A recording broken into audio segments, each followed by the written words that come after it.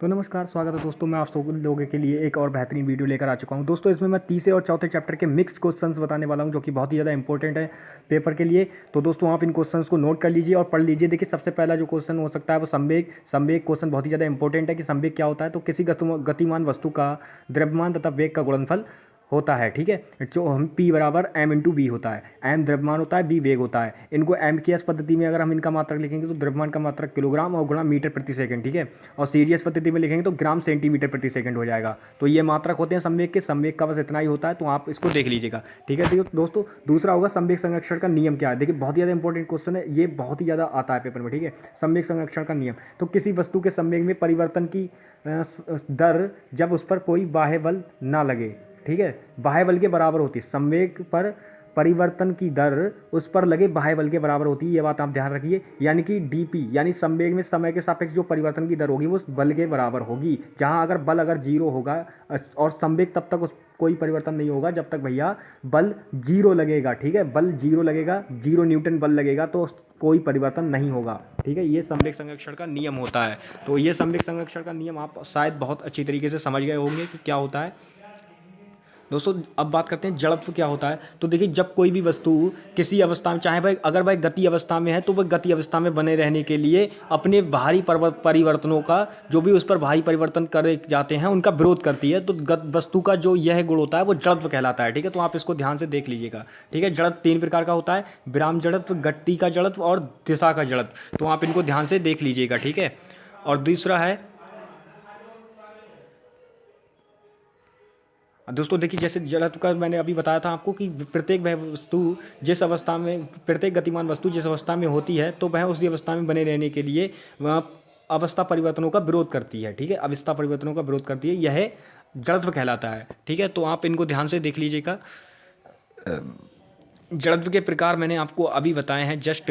तो देखिए, न्यूटन के गति विषयक नियम क्या होते हैं, इनके बारे में बहुत, न्यूटन ने गति के अध्ययन करने के लिए 3 नियम दिए थे जिनको न्यूटन के गति विषयक नियम कहा जाता है। पहला है जड़त्व का नियम, दूसरा है बल का नियम और तीसरा है क्रिया प्रतिक्रिया का नियम। तो आप इन तीनों नियमों को बस इतना पढ़ लीजिए, आपका काम हो जाएगा। ठीक है, नेक्स्ट है सदिशों का दिशा घटक किस प्रकार किया जाता है। तो देखिए, ऊर्ध्व जो होती है दिशा, अगर मान लीजिए मैं बल लेता हूं और उसके ऊर्ध्व में दिशा घटक करूंगा तो ऊर्ध्व में एफ वाई, क्योंकि ऊर्ध्व में वाई अक्ष होता है, तो एफ वाई बराबर होगा एफ कॉस थीटा होगा। ठीक है, नहीं, f sine theta, f y बराबर साइन थीटा होगा। देखिए, ऊर्ध्व में जो दिशा का घटक होगा वहाँ पर साइन थीटा का एंगल लगेगा, और जो क्षैतिज में घटक होगा यानी एफ एक्स बराबर एफ कॉस थीटा लगेगा। मतलब आप ऐसे समझ लीजिए कि अगर वाई अक्ष की बात करें यानी ऊर्ध्व दिशा की अगर बात करें तो आपका साइन थीटा एंगल लगेगा, और अगर क्षैतिज दिशा की बात करें तो आपका एंगल कॉस थीटा में लगेगा। आप इस बात को ध्यान से नोट कर लीजिएगा। ठीक है, आपके सामने वैसे शो हो रहा है, आप इसको नोट कर सकते हैं। ठीक है,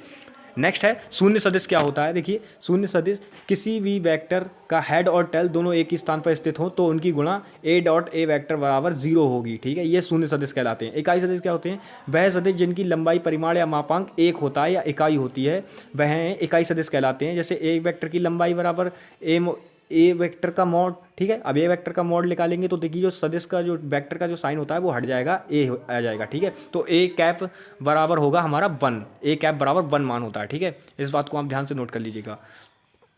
अब हम बात करें प्रक्षेप्य गति क्या होती है। तो देखिए, प्रक्षेप्य गति, जब कोई वस्तु ऊर्ध्व दिशा को छोड़कर किसी अन्य दिशा में गति करे तो वह गति प्रक्षेप्य गति कहलाती है। ठीक है, ऊर्ध्व दिशा को छोड़कर किसी अन्य कोण पर गति करे, अन्य कोण पर फेंकी जाए, मतलब ऊर्ध्व में ना फेंक कर किसी अन्य कोण पर फेंक दी जाए, तो वो वस्तु की जो गति होगी वो प्रक्षेप्य गति कहलाएगी, और जो वो वस्तु होगी वो प्रक्षेप्य कहलाएगी। ठीक है, जैसे सपोज कीजिए बॉलर द्वारा, किसी गेंदबाज द्वारा फेंकी गई गेंद, तो वो प्रक्षेप्य गति करती है और उसका जो पथ होता है वो परवलयाकार होता है। ठीक है, इसमें क्या होता है, एक मान स्क्वायर में होता है। परवलयाकार जो समीकरण होती है या तो उसका एक्स स्क्वायर में होगा या वाई स्क्वायर में होगा, लेकिन एक चीज स्क्वायर में होगी, तो आप तुरंत समझ जाएंगे कि दी गई समीकरण परवलयाकार समीकरण है। ठीक है, ऊर्ध्व दिशा को छोड़कर किसी अन्य कोण, और प्रक्षेप का ऑडियंस उड़ान समय उद्यन काल कहलाता है। इस बात को आप ध्यान से नोट कर लीजिएगा, बस इतनी सारी है।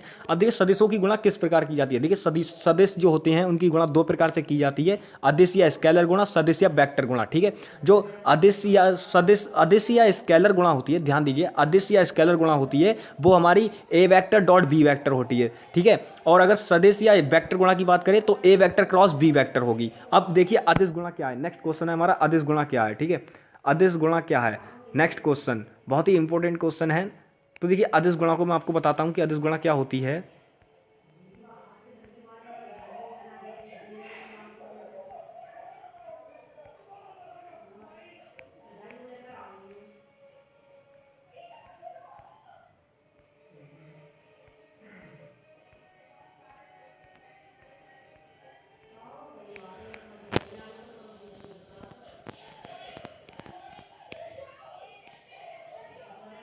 जस्ट वेट दोस्तों, अभी बताता हूँ मैं आपको।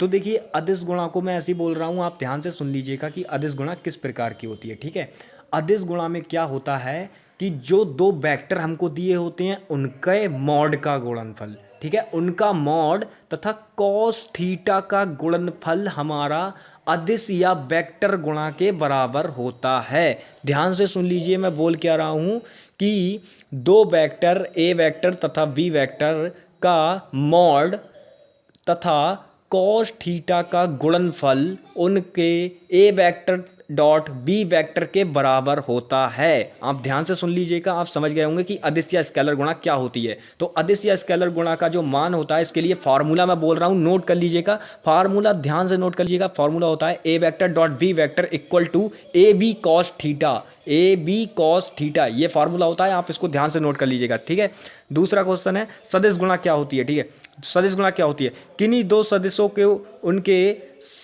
उनको सारणिक विधि से हल करने पर प्राप्त हल उनका सदिश या वेक्टर गुणा कहलाती है। ठीक है, सारणिक विधि से देखिए मैंने कंडीशन आपके सामने लिख दी है, बस इसी कंडीशन में आएंगे। दो वेक्टर दे रखे होंगे, उनके आई जे के कैप के मान आपको दे रखे होंगे, दोनों के सिंपल से मान रखो, बाद में आई के साथ रखो, आई के जो दो मान हो वो यहाँ पर रखो, तिरछी गुणा करो सिंपल। ठीक है, यहाँ पे फिर तिरछी गुणा करो, फिर तिरछी गुणा करो, और सिंपल जो भी यहाँ पे कंडीशन दे रखी है उनमें अप्लाई कर दो। ठीक है, बस इतना होगा। कंडीशन मैंने आपके सामने रख रखी है, तो आप इनको बस देख लीजिएगा। ठीक है,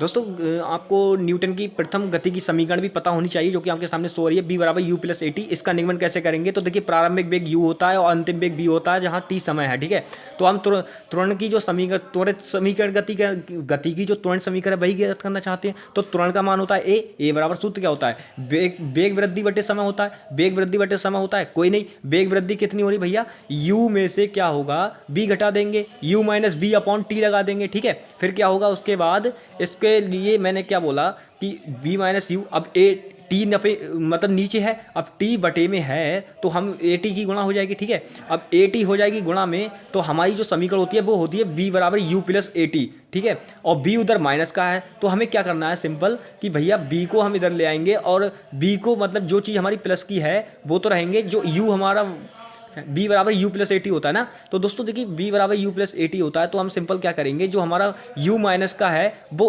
प्लस मतलब ए टी की तरफ ले आएंगे, तो वो क्या होगा, प्लस का हो जाएगा, तो हमारी समीकरण बन जाएगी b बराबर यू प्लस ए टी, जो कि हमारी प्रथम समीकरण हो जाएगी। ठीक है, इसका निगमन मैं न्यूमेरिकल में कराऊंगा, आप ध्यान दीजिए, न्यूमेरिकल में कराऊंगा, जो कि मैं अभी जस्ट अभी इसके बाद ही मैं उस वीडियो को भी अपलोड करने वाला हूँ। ठीक है, तो दोस्तों जस्ट इतने ही सारे क्वेश्चंस हैं जो कि बहुत ज़्यादा मोस्ट इंपॉर्टेंट थे, तो मैंने वो बता दिए आपको, बस आप इन क्वेश्चंस को तैयार कर लीजिएगा, आपका काम हो जाएगा। ठीक है, बस इतने ही सारे इंपॉर्टेंट क्वेश्चन हैं, आप इनको बहुत अच्छी तरीके से पढ़ लीजिएगा, बहुत फ़ायदा मिलेगा इनसे। ठीक है, जस्ट इतने ही सारे क्वेश्चंस हैं जो मुझे बताने थे आपको, तो मैंने बता दिए हैं। ठीक है,